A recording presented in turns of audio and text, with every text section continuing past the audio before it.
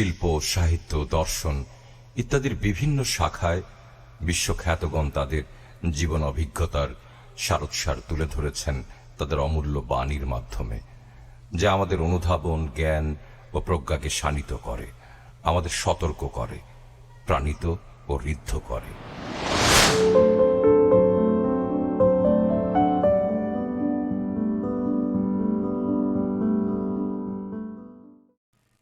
আজকের সকালটা সুন্দর হোক এই বাণী চিরন্তন দিয়ে।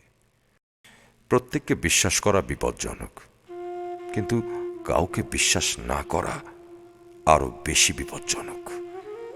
Abraham Lincoln.